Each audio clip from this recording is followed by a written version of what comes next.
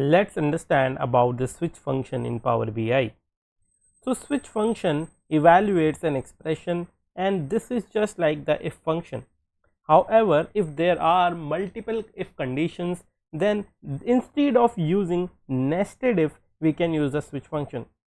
For example, if you are having a product category and based upon that product category you want to give certain results. For example, if the product category is electronics, you want to show the main item as tech. If the product category is clothing, you want to show it as an apparel. If the product category is furniture, you want to show it as home goods, and so on. So switch function can be used instead of using a nested if. So let's go into Power BI and try to understand this in live action. So this is our Power BI model, and inside this model let's go to our I can say calendar lookup table. Let's rename this table first. Instead of clothing calendar lookup, rename it as calendar lookup table, as I did. This is getting loaded for a moment. Yes. Now using this calendar lookup, let's try to understand switch functions in two different ways. Firstly, let's understand the switch function, and let's select this year column here. Inside that we want to create a new column in this table. Let's give that name as year status. So let me just zoom it a little bit, and let's give it as a year status column. Now if the current year is 2024 and all the years before that should be previous or the past year, so let's use the switch function here. So we write the switch function. Inside switch function we need to refer to this calendar table, so we write terminology as calendar, and this is showing all the things.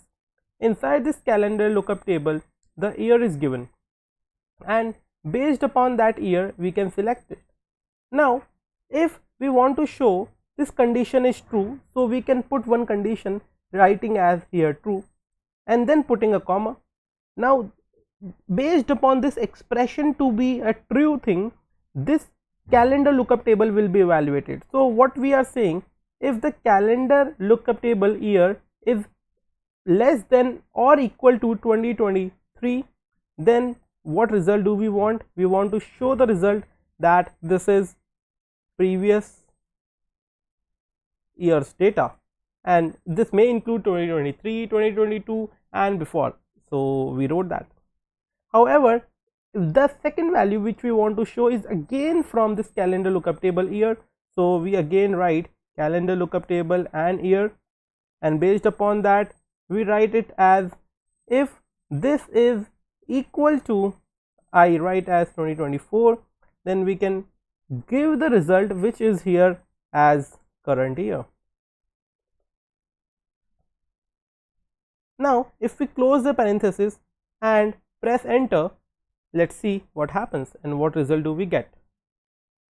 So you can see the result is showing as previous year and current year.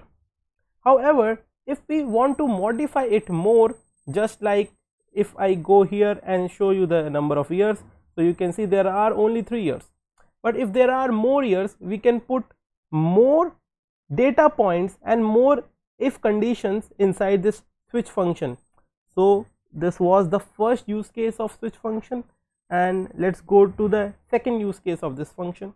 So instead of inside these name of the day, we want to give them a number, and if we click here to add new column, this is getting loaded, and we write the name as name of the week, or name of the, instead of name I can say number of the day,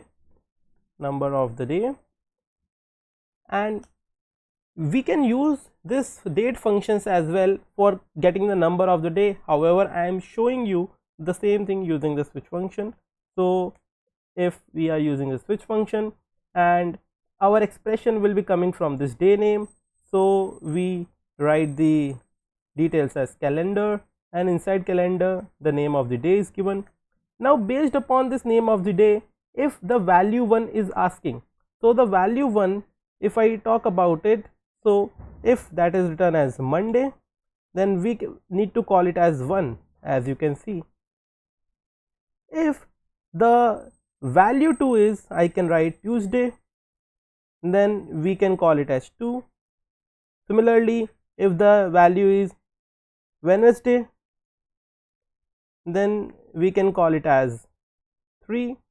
If the value is Thursday, we can call it as 4, and if the value is Friday, we can call it as 5. And finally, if the value is any other day instead of those, we can call or okay, let's just put the Saturday and Sunday as well. So if the value is Saturday, then we can call it as 6.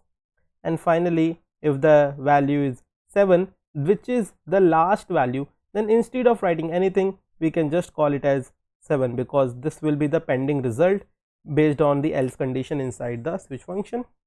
And when we press enter, this is getting loaded, and based upon that loading, you can see the number of the day or is showing here. So the day name is showing, and if the Sunday is here, this is showing 7 number. If this is Monday, this is showing 1 number, and so on. So these were the 2 use cases of switch function which I showed you. I hope you understood this, and thank you so much for watching.